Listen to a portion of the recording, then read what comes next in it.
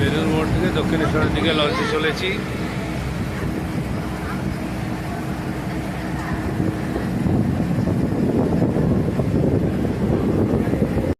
পিছনে আস্তে আস্তে বেলুড় মোড় পিছনে পড়ে যাচ্ছে, গঙ্গার উপর দিয়ে আমরা চলেছি।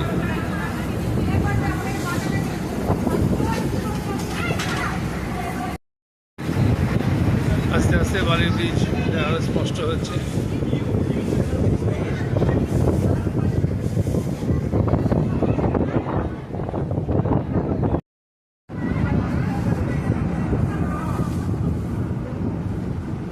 বালি ব্রিজের দ্বিতীয় হুগলি সেতু।